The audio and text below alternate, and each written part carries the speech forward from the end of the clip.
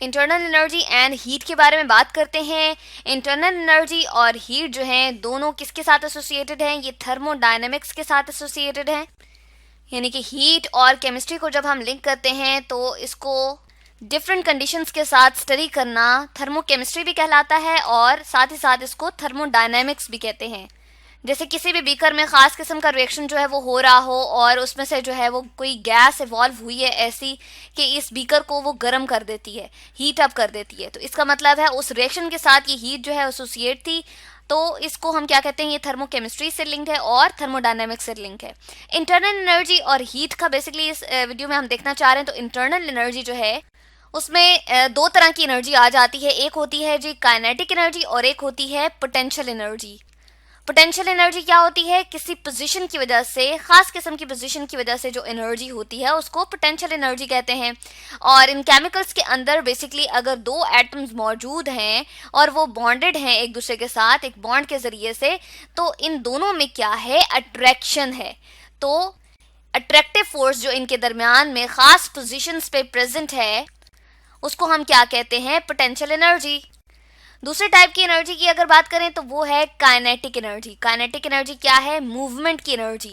Basically अगर हमने कोई बीकर लिया है और उसके अंदर हम किसी सिस्टम को जो है स्टडी कर रहे हैं, कोई केमिकल रिएक्शन खास किस्म का है, और इस बीकर को उठा के हम एक जगह से दूसरी जगह रख देते हैं, तो अब क्या हुआ? इस बीकर के समेत उस सिस्टम ने भी क्या किया? अपनी पोजीशन को चेंज किया है, वो मूव कर गया है। तो मूवमेंट की एनर्जी इनके अंदर मौजूद है। और अगर इसको हम इस तरह से मूव नहीं भी करते तो क्या है कि इसके अंदर स्मॉल एटम्स, मॉलिक्यूल्स या कंपाउंड्स जो हैं वो प्रेजेंट हैं। फॉर एग्जाम्पल यहाँ पर हम सपोज कर लें कि कोई भी कंपाउंड जो है वो इस सिस्टम के अंदर मौजूद था और वो एक जगह से मूव करके दूसरी जगह चला गया है। तो पोजीशन 1 से पोजीशन 2 पे जाना इसके अंदर खास किस्म की काइनेटिक एनर्जी है, जो कि टाइप ऑफ काइनेटिक एनर्जी है ट्रांसलेशनल एनर्जी। इसने यहाँ से यहाँ इसको ट्रांसफॉर्म कर दिया, एक जगह से दूसरी जगह ये उठ के चला गया है। सेकेंड जो काइनेटिक एनर्जी होती है वो है रोटेशनल एनर्जी। रोटेशनल जैसे वर्ड से पता चल रहा है, रोटेट कर रहा है कोई भी एटम या मॉलिक्यूल या कंपाउंड। तो यहाँ पर हम ट्राइएटॉमिक एक मॉलिक्यूल सा ले रहे हैं और इसको इस एक्स एक्सिस के अराउंड रोटेट करके भी दिखा रहे हैं और वाई एक्सिस के अराउंड हमने एक सेंटर ले लिया है और उसके अराउंड भी हम इसको रोटेट करके दिखा रहे हैं। तो ये डिफरेंट टाइप्स की रोटेशनल एनर्जीज जो हैं वो इस मोशन की वजह से, इस मूवमेंट की वजह से इसके अंदर प्रेजेंट होती हैं। थर्ड टाइप की काइनेटिक एनर्जी जो कि सिस्टम के अंदर प्रेजेंट होती है उसे कहते हैं वाइब्रेशनल एनर्जी। और जिस तरह से वर्ड से पता चल रहा है वाइब्रेशनल से निकला है, वाइब्रेशन से निकला है बेसिकली, तो इसमें क्या होगा? बॉन्ड ने वाइब्रेट करना है। यहाँ पर सपोज कर लेते हैं कि हमने ट्राइएटॉमिक एक मॉलिक्यूल लिया है और सेंटर उसका ये ब्लू वाली बॉल वाला हम देख रहे हैं एटम मौजूद है।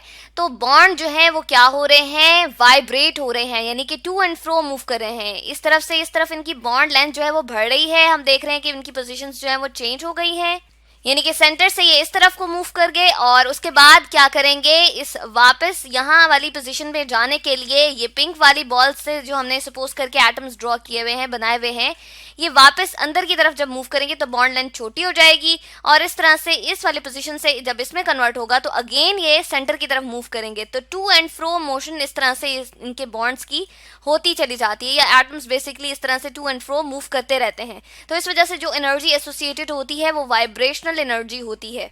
तो इंटरनल एनर्जी जो है वो बेसिकली सम अप होती है इन दोनों या ऑल टाइप्स ऑफ एनर्जीज का जो कि एक सिस्टम के अंदर प्रेजेंट होती हैं।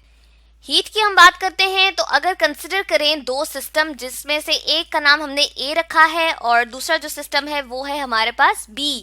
एक ए कंपार्टमेंट में सिस्टम मौजूद है और दूसरा बी कंपार्टमेंट में सिस्टम मौजूद है और ये दोनों सिस्टम जो है वो इंसुलेटेड है, मतलब कि ये बाहर वाले सराउंडिंग के साथ जो है कांटेक्ट में नहीं है, बल्कि ये क्या है? बिल्कुल बंद है। और जब हम ए और बी को कांटेक्ट में लेकर आते हैं, एक दूसरे के साथ जोड़ते हैं, तो क्या होती है? हीट हाई टेम्परेचर वाले कंपार्टमेंट से लो टेम्परेचर वाले कंपार्टमेंट में मूव करती है। तो बेसिकली हीट जो है क्वांटिटी ऑफ एनर्जी है, मिकदार है एनर्जी की जो कि फ्लो करता है, यानी कि क्वांटिटी ऑफ एनर्जी जो है वो फ्लो करती है cross the boundary of the system, यानी कि ये जो सिस्टम की बाउंड्री हैं उनसे ये फ्लो कर रही है। और किस वजह से, जब चेंज इन स्टेट आता है, यानी कि एक कंपार्टमेंट जो है वो किसी और टेम्परेचर की स्टेट पे था और बी जो है वो किसी और स्टेट पे था, तो इनमें बेसिकली चेंज इन स्टेट आ रहा है। और क्यों आ रहा है? डेल्टा टी की वजह से, चेंज इन टेम्परेचर की वजह से, ये डिफरेंस इन टेम्परेचर की वजह से between the system and surrounding, या दो सिस्टम्स के दरमियान भी जब हम इनको कांटेक्ट में लेकर आ रहे हैं तो उनके दरमियान में अगर चेंज ऑफ टेम्परेचर हो तो हीट जो है वो फ्लो करती है। जब इन दोनों सिस्टम को इन कांटेक्ट लाया जाता है तो टी ए जो सबसे ज़्यादा था टेम्परेचर, यानी कि ज़्यादा टेम्परेचर पे मौजूद था ये वाला सिस्टम, और टी बी हम कह रहे हैं कि लेस टेम्परेचर में मौजूद है, तो उसके लिए टी बी लिख रहे हैं। इन दोनों के मुकाबले में फाइनल ये जो टेम्परेचर आएगा, जिसको मैं टी एफ लिख रही हूँ, ये इन दोनों के दरमियान का टेम्परेचर होगा, यानी कि एवरेज होगा टी ए और टी बी का। यानी कि ना तो टेम्परेचर ए की तरह या ए कंपार्टमेंट की तरह इसका टेम्परेचर बहुत ज़्यादा हाई होगा, और ना ही टेम्परेचर जो कंपार्टमेंट बी है उसके हवाले से कम होगा, बल्कि उनके दरमियान का होगा। इसके अलावा इंटरनल एनर्जी की अगर बात करते हैं तो ये एक स्टेट फंक्शन है, यानी कि इनिशियल और फाइनल स्टेट के ऊपर ये डिपेंड करता है, और इसका चेंज जो है वो डेल्टा ई की फॉर्म में हम ले सकते हैं। इसके साथ इसको स्टेट वेरिएबल भी कहते हैं, और इसको जब मेजर किया जाता है तो इसका यूनिट है जूल।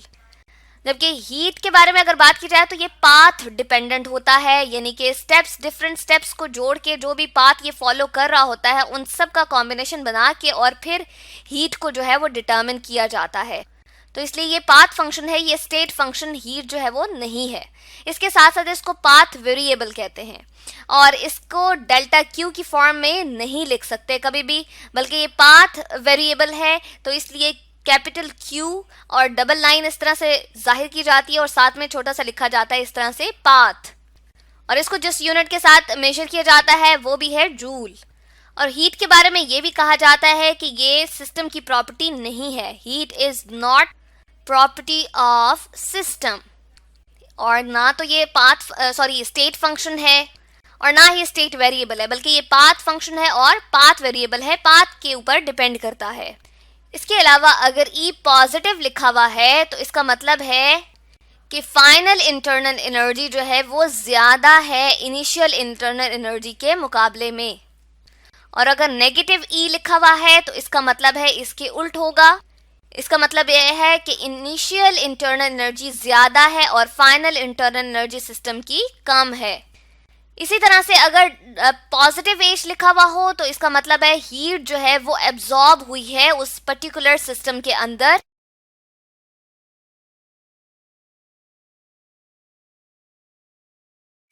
और इंक्रीज इन इंटरनल एनर्जी बहुत सारे काम कर सकती है। ये कोई भी केमिकल रिएक्शन जो है कर सकती है, जिसमें क्या होना होता है, बॉन्ड्स डिफरेंट ब्रेक होते हैं। इसके अलावा ये सिस्टम के फेस को चेंज कर सकती है, जैसे फ्यूजन या एवेपोरेशन कॉज कर सकती है। फ्यूजन में क्या होता है, सॉलिड जो है वो मेल्ट होके लिक्विड फॉर्म की तरफ चलता है, लिक्विड फॉर्म की तरफ जो है वो कन्वर्ट होना स्टार्ट हो जाता है, और एवेपोरेशन में क्या होता है, लिक्विड जो है वो गैस फॉर्म में कन्वर्ट हो रही होती है। इसके अलावा इंटरनल एनर्जी का इंक्रीज जो है टेम्परेचर ऑफ द सिस्टम को भी इंक्रीज करता है, जो कि kinetic energy of the system को भी इंक्रीज कर देती है। इसके अलावा हीट के भी बहुत सारे हम देखते हैं कि एप्लीकेशंस होती हैं, जैसे कंबस्टन जो है आमतौर पे हम देखते हैं हमारे आसपास जो जलने का अमल है उसमें क्या होती है, हीट इवॉल्व होती है, एक्सोथर्मिक हुआ वो रिएक्शन, हीट रिलीज हो रही होती है, तो उसको हम कहते हैं एक्सोथर्मिक है ये रिएक्शन।